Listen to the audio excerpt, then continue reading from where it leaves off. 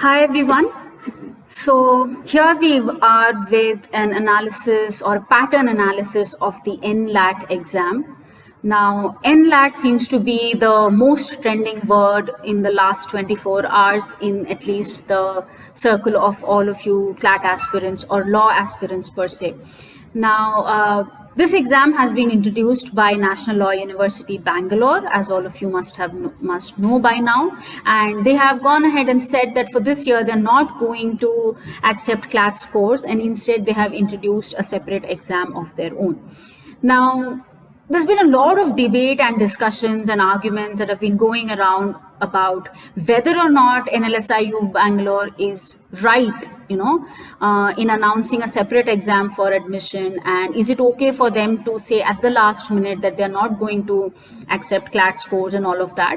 So while all of that debate is happening, in this video, what we are going to do instead is we are going to focus our attention towards the exam itself, right? We are going to go ahead and understand the pattern, the type of questions, the number of questions, and all of those that you can expect in this exam, so that in case you do decide to take or appear for this exam, you will be better prepared for it, definitely, right? So let's go ahead and take a look at more details about this exam.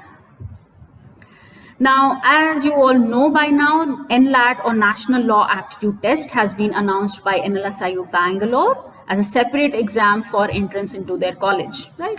And applications are already open from 3rd September and they will go on till 10th of September, right? The exam is going to be an online but home proctored exam, right? So you don't really have to go out to any center to give the exam. You can take it from home. It will be proctored from remote. It will be proctored remotely. Date of the exam has been announced as Saturday, 12th of September. So you see that you don't really have too much time as such. From the time that the exam was announced to the application process till the date of the exam, you don't have too much time as such, right? So whatever you do, you need to do really quickly. If you decide to take this exam, then you have to make that decision really fast. Now, we have already released a separate video about the application process, right? So you can go through that video. We'll provide the link in the description to this video as well. So you can go ahead and look at that video to understand how to apply for the exam. In this video, we are going to go ahead and focus entirely on understanding the pattern of the exam and the number of questions and all of those details, right? So let's go ahead and take a look at that. So with respect to the areas or the sections, it is still going to be the same 5 subjects or areas that you are used to already, right? So your English, current affairs, legal, logical, and quant, these are going to be the standard 5 sections, but the way the questions are going to appear is going to be quite different, right? Meaning the entire exam is going to have only 4 passages. This is for the entire exam, remember, right?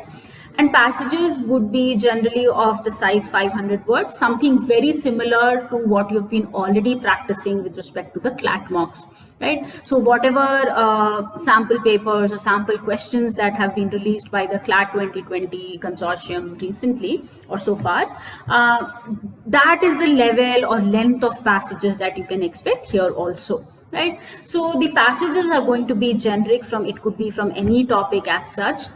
But the new point or the twist here is that from the same passage, you will have questions of all different areas, right? So it's not like you do the English section first, then you move on to the GK section, then to the legal and so on. It's not like that, right? Instead, you have a passage which will have around 500 words length and it will have 10 questions. Now, out of these 10 questions, you're going to have 2 questions each from each of the different areas, right? So 2 English questions, 2 GK questions, 2 legal, logical, and 2 quant. But remember, they can appear in any order. It's not like you will get the first 2 questions are going to be legal, first, second English, then GK or anything. There is no fixed order, absolutely, right? The questions can come in any order whatsoever. But overall, your exam is going to consist of only 4 passages with 10 questions each, meaning you have a total of 40 questions, right? Total duration given for the exams is 45 minutes, right? So you have to attempt 40 questions in 45 minutes total, right? Maximum marks, that is total marks that you can get, is 80, because every correct attempt you will get 2 marks each. Right? Now let's first look at the number of questions and the time that you have here. Now usually for CLAT, so far whatever mocks you've been taking, you're already used to, a CLAT is like 150 questions to be attempted in 120 minutes. So if you look at the time that you have per passage or per question, you're definitely at a better space with respect to NLAT, because you only have to do 40 questions in 45 minutes, right? So the question to time ratio is definitely better in your NLAT exam. But one thing what you have to understand here is, in CLAT, because you had more number of passages, right? You had 150 questions, so definitely you had around 25-30 passages in every exam. So you still had an option to leave out passages. Maybe if something was a very difficult passage, even in our earlier strategy sessions and all of that, we have mentioned a couple of times that you can choose to leave out an entire passage.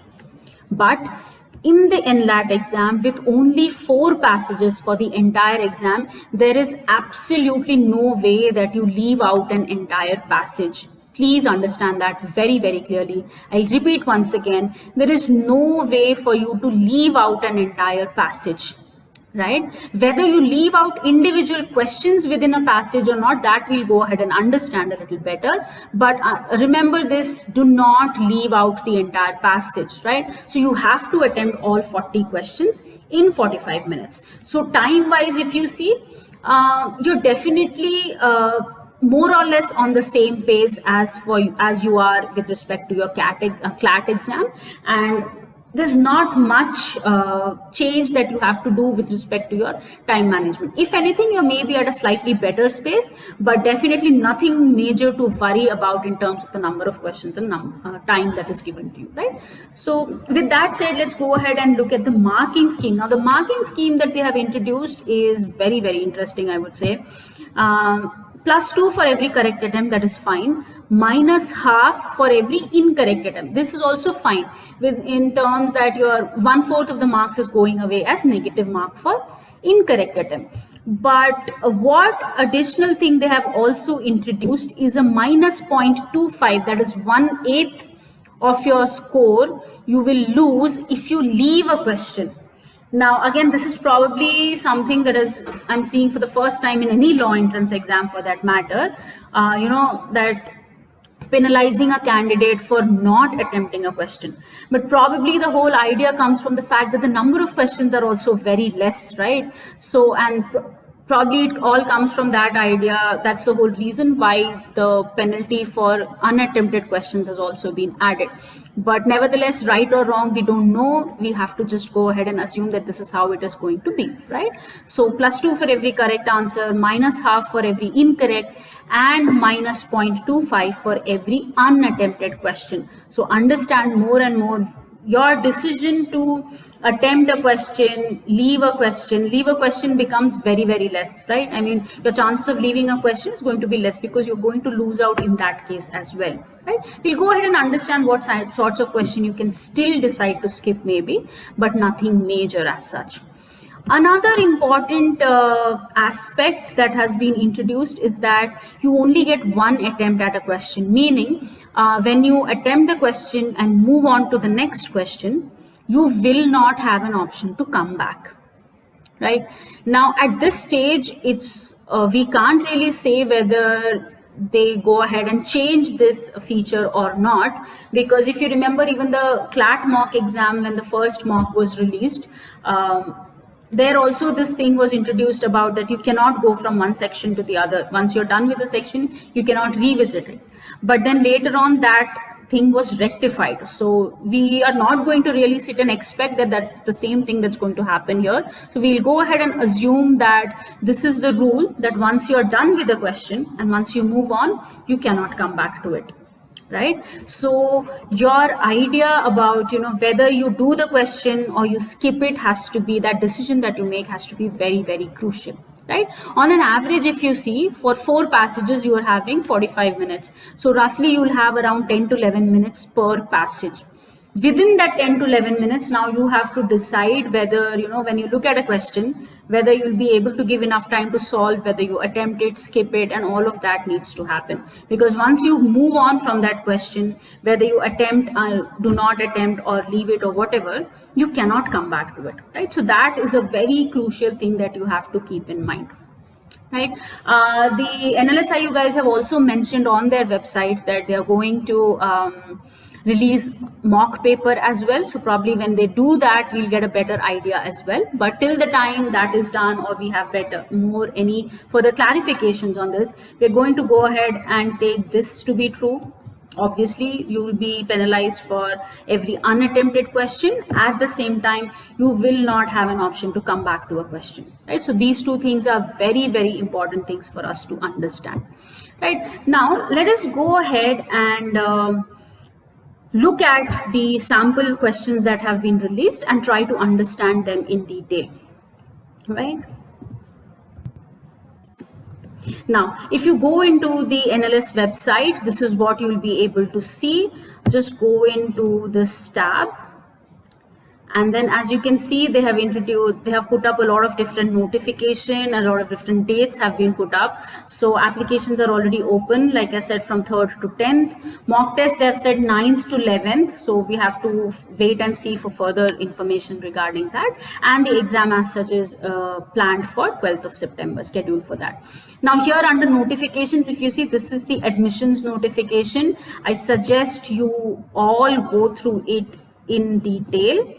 Right, so just go through it, what is being said about the overall admission process into the exam, into the college, that is, in terms of intake, eligibility. You can just go through all of these details once. And like I said, for the application process, whatever is needed, all of those has already been covered in a separate video, so you can go ahead and take a look at that, right? Next, going on, if you see, you have your reservation notification. Again, this is something you can go ahead and check it out if you do have reservation in any category.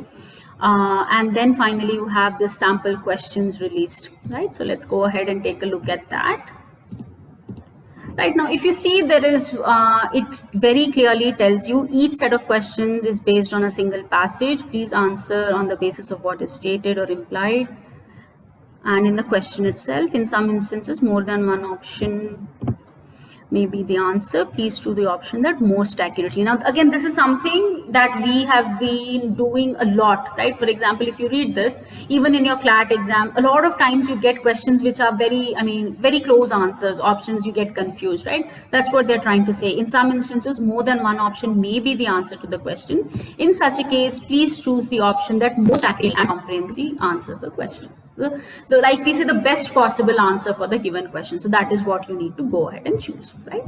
Now, if you take a quick look at this passage, we clearly see it is about the issue that is being discussed with respect to refugees and all of that, right? So it is, the source has been mentioned, it has been picked up from where, and you can clearly see that there's a lot of data also given, because clearly you need to make a QT or your maths questions also needs to come out from this passage only. So obviously, very clearly you see some data, right? And then definitely there are 10 questions. Like I said, there's going to be 2 of each section or 2 of each subject that you're going to expect. Now, one suggestion for this kind of passage here would be, just give a quick scan through the passage. Just go through the passage once very quickly, a quick scan through the passage and move on to the questions, right? Because if you see here, the questions itself are pretty long. The questions itself are going to give you extra information, right? So once you read the question in detail, you will be in a better position to come back and see what things you need to focus and look at in the passage, right? So do that. For example, in the first question, the minute you look at the passage, just scan through it once quickly to understand what the passage is about, right? Don't take too much time in the very beginning to deep delve into the passage right away before you take a look at the questions. I'll tell you why. right? For example, when you look at this question, right, it is based on quant, we can clearly see. So it is asking about, it is saying that assuming each day's the same number of refugees came in, what would be the per day cost and all of that, right? So definitely a lot of calculation involved. Now for this, you know that you need to pick up data that is already given here. There's some 2.67 million people who came in, and then it talks about this sentence, if you see, by the third week of September, it was assessed that maintaining these many refugees in the camps for 6 months at the rate of 3 per person per day would amount to this. So there's a lot of data given in the question passage as well as given in the question also. So once you take a look at the question, you will be at a better place to understand what data you need to pick from there. Right now, coming to QT, always we have seen that you may or may not be too confident. So probably, I mean, in case you're absolutely not sure about how to go ahead with these questions, probably QT based questions you could skip. Again, understand, I'm saying only for those who find it really difficult with respect to calculations and all. Only for those I'm saying that you can probably skip this. Right? But the bigger thing to understand is, once you take a look at the question, once you read the question, you'll know what part of the passage to go back and read in detail. So do that. Don't spend too much time in the beginning on the passage. Instead, do a quick scan, come down to the questions, look at the question, and then go back to the passage for that. Right? Now, if you see the second question here, now once you read it in detail, you'll realize that this is actually a legal question. But the thing about this is the question itself is very long. In fact, you could almost read it as a standalone question. Once you read it, you understand that it is providing you the term or definition for the word refugee, and then it is given a situation. Right, this person residing in East Pakistan joins the group of refugees and all of that. There's a little story given. And then finally, you've been asked a question that could Mujib claim the status of refugee in India under this refugee convention. Now, if you think about it, although the stem, the overall idea of the question is coming from the passage about refugees, but for this question, in order to answer this question, you really don't have to go in detail of the passage at all. Right, this question in itself is giving you all the dates of this. Right, now you understand why it is important for you guys to go ahead and look at the question first and then decide the level or in depth of how much in depth you need to understand the passage. Right, so second one, as you can clearly see, is based on a legal. It is more like a fact and principle kind of a thing. A rule is given and then a situation is given and then you have to match. Question 3, if you see, once you read it, again is very similar to the second one. Again, a legal question. It says the convention also states, again, a rule is mentioned. If you read this clearly, you can see that it is a rule that is mentioned, right? And again, the same story probably is continuing. And then at the end, they are asking, based on the information provided, can Mujib continue to claim to be a refugee in India? Right? So again, the same thing. This question, if you think about it, you don't have too much of dependence on the passage at all to be able to answer this question, right? So you read this question, understand the rules given, understand the situation given, and then apply to get to your answer, right? Now, if you move on to the fourth question, if you see, again, we see a lot of numbers and figures and data. So clearly, this is another quant-based questions.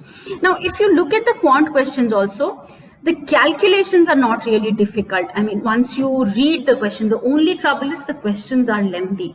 So please don't get too scared looking at the questions itself. Be a little patient and read the questions, right? And if you can see, I mean, once you go ahead and look at the calculations also, probably you'll understand that doing the calculations is not really that difficult. You're ultimately doing either an addition or a subtraction or multiplication, division, basically. But what is to be done, what to add, what to calculate on, those things is what you have to have a better idea of. Right? And for quant, and these questions you can see again, although some part of information is given in the question, maybe you will have to go back to the passage to pick up some details, right? For example, in the first question, these details about the number of refugees, 2.67, that you had to go back to the passage. And again, it said, assume the exchange rate constant in the period mentioned. For that, again, you had to go back to the passage to see what was the exchange rate. Again, although the exchange rate is not directly given, instead it says 4320 million rupees is equivalent to $576 million, sorry. So that is in fact giving you an idea of the exchange rate. So again, you have to use the same rate. So you use that information to answer this question, right? So like I've been saying, read the question in detail first, then go back to the passage to pick up which part is important for you, right? So 1.4, as I said, the fourth question is again a quant-based question. Fifth one, if you see, it says, based on the statement as quoted by this person in the passage, which of the following would Keynes be most likely to agree with? Now, this seems to be logical reasoning or critical reasoning, or CR kind of a question, most likely to agree with kind of a question, clearly a CR. Now, sometimes again, when you read the question, you might get a little confused whether it is CR or English, but that doesn't really matter at the end of the day. For example, if a question is asking you what is the main idea that the author is trying to portray, it might as well be an English question, it might as well be a CR question, but at that moment, at that time, it's not really important for you to analyze whether it is English or CR. If you're able to go ahead and answer it, go ahead and do that, right? So that is about it. This again, probably you'll have to go back to the passage to read what this person exactly said to be able to answer this question. So probably you can read just that part of the statement, passage basically, right? Again, remember, we are not really asking you to skip the passage entirely, but do a quick scanning of the passage so that you get an overall idea about the tone, the mood of the passage, and you can go ahead proceed accordingly, right? 1.6, if you see, is a clear GK kind of a question. Which of the following is a strip of land leased by India to Bangladesh so as to permit access to this, right, within the Indian territory? Now, again, if you see, although this is definitely a static GK kind of a question, but in some way it is related to the passage. The passage is talking about refugees coming in from Bangladesh and all of that. So this is, I wouldn't say it is a completely unrelated static GK kind of a question, right? So it is very similar to what you have been used to so far in the CLAT-NEW pattern, right? So you have a passage and maybe current or some related static GK question could be asked. This is exactly of that type. Right. 1.7 again seems to be a direct question, so you could treat it as an English RC based question. Which of the following led them to believe that impending normality in the country were not true? If you can go ahead and check the passage, I mean, like I said, if you have read the passage once very quickly, one quick scan through the passage, you'll clearly see the answer is right here. Right, so it is a direct question picked up from the passage itself, so your typical English RC kind of a question. Right.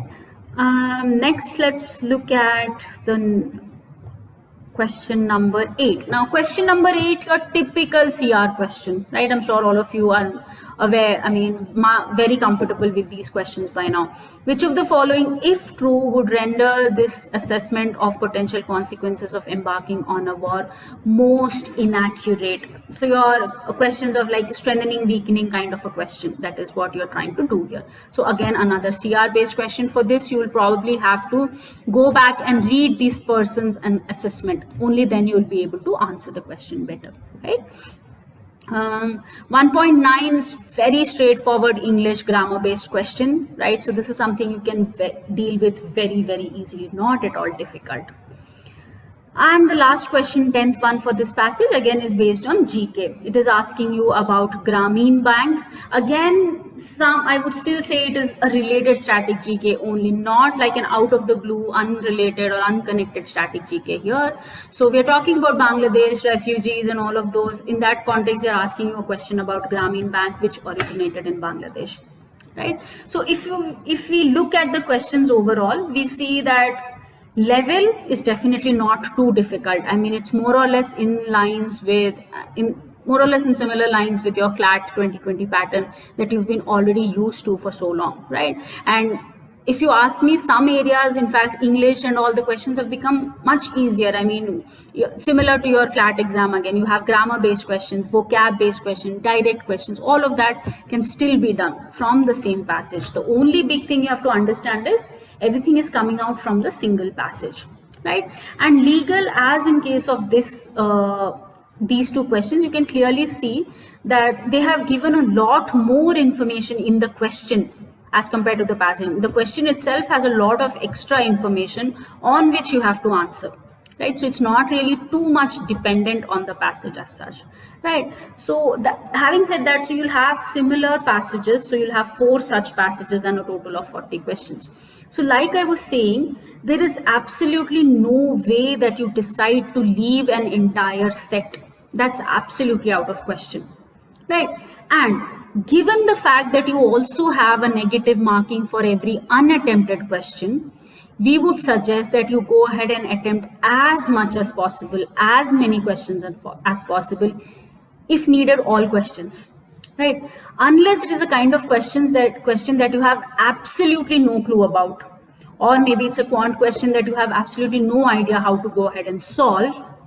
Only in that case, you may want to skip a few questions, couple of questions here and there, because in those cases you might think, acha, it's maybe better to lose only 0.25 marks instead of 0.5, right? But if you're confused between 2 options and those kinds of things, it is always better to go ahead and attempt the question, right? You'll still have a much better chance of getting it right.